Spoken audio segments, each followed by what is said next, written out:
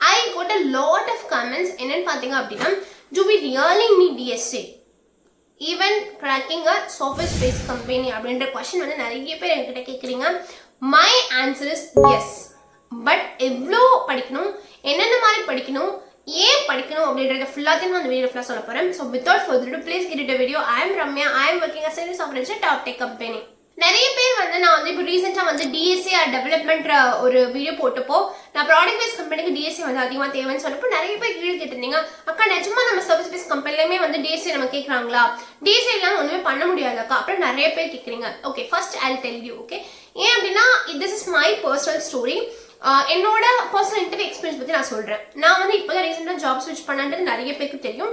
நான் வந்து even though நான் சர்வீஸ் பேஸ்லேருந்து சர்வீஸ் பேஸ் கம்பெனிக்கு தான் ஸ்விட்ச் ஆயிருந்தாலும் கூட I attended many product base companies. Okay, இன்னொரு விஷயம் என்னன்னு பார்த்தீங்க அப்படின்னா, நிறைய மித் இருக்கு ப்ராடக்ட் பேஸ் கம்பெனிஸ் தான் அதிகமாக வந்து சேலரி ப்ரொவைட் பண்ணுறாங்கன்னு சொல்லிட்டு. But service based company also pays very well more than product based company. Okay, அது some product based company பத்தி நான் சொல்றேன். ஏன்னா நான் இன்டர்வியூ அட்டெண்ட் பண்ணும்போது நான் நிறைய product based companies அட்டெண்ட் பண்ணிருக்கேன், ஈவன் Zoho. பட் Accenture-ஓட எனக்கு ப்ரொவைட் பண்ண salary இல்ல some again service based company provide பண்ற salary, it's not equal to product based company. It is again less. Product based companies வந்து என்னன்னா 30% hike 40% hikeல தான் வராங்களே. But service based company they are ready to give more than 100% hike. So நீங்க வந்து service based company நீங்க வந்து ஒரு அசால்ட்டா எடை போட முடியாது. நிறைய salary வாங்கணும்னு நினைச்சா, நிறைய உங்களுக்கு knowledge இருந்துச்சு, நிறைய பொசிஷனுக்கு போறீங்க அப்படின்னா you can also earn more in the service based company. So next என்னோட personal experience வந்து பாத்தீங்க அப்படின்னா, நான் வந்து during my 90 days of notice period I almost attend more than 15 plus interviews. அந்த இன்டர்வியூஸ்ல which is included service based company and as well as product based company.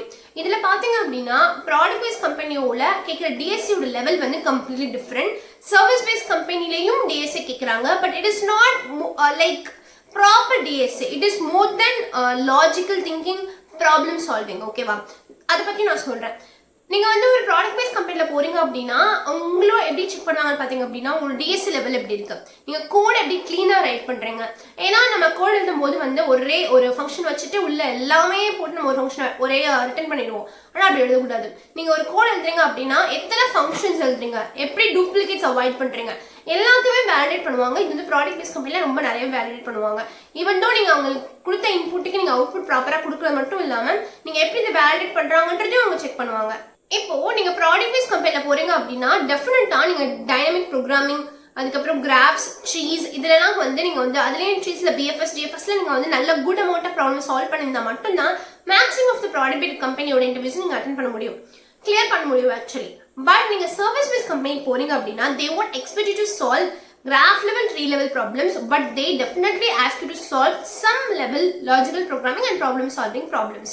But அந்த some level அப்படின்றது என்னக்கா அப்படின்றது நிறைய பேரோட கொஸ்டினா இருக்கும், கரெக்டுங்களா? ஆக்சுவலி நான் already 3+ years of experience. So என்கிட்ட இருந்து கொஸ்டின்ஸ் வந்து ஒரு சர்வீஸ் பேஸ் கம்பெனி அட்டென்ட் பண்ணும்போது எனக்கு என்ன மாதிரி லெவலில் கொஸ்டின் வந்துச்சு பார்த்தீங்க அப்படின்னா, arrays, strings, link list, bit manipulation, greedy algorithms, binary search, 2-point algorithm, அதுக்கப்புறம் சார்ட்டிங் அல்காரிதம்ஸ், இதுல இருந்து தான் எனக்கு மேக்ஸிமம் ஆஃப் த கொஸ்டின் வந்துச்சு.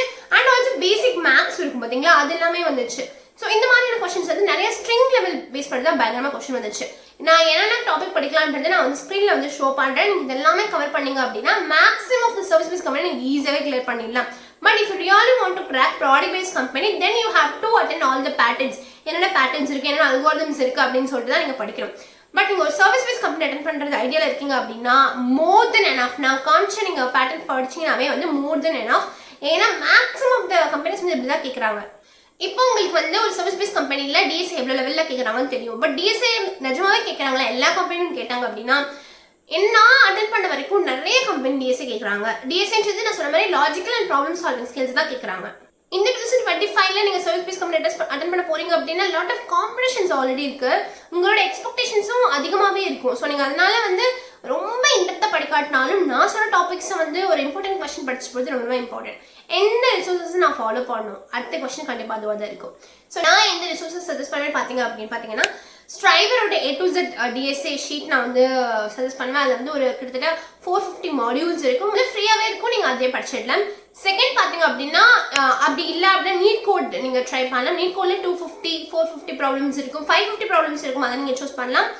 தேர்ட் பார்த்தீங்க அப்படின்னா உங்களுக்கு குணால் குஷ்வஹாவோட ஜாவா பிளேலிஸ்ட் இருக்கும். ஸோ இந்த மூணுத்துல நீங்கள் எது வேணா படிக்கலாம், எல்லாமே வந்து ரொம்ப நல்லா இருக்கும்.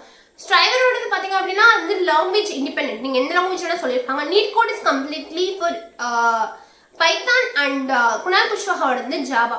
ஸோ இந்த மூணு தான் நான் பர்சனலாக வந்து உங்களுக்கு சஜஸ்ட் பண்ணுவேன். பிகாஸ் மூணுமே சூப்பராக இருக்கும், quality and every thing was good.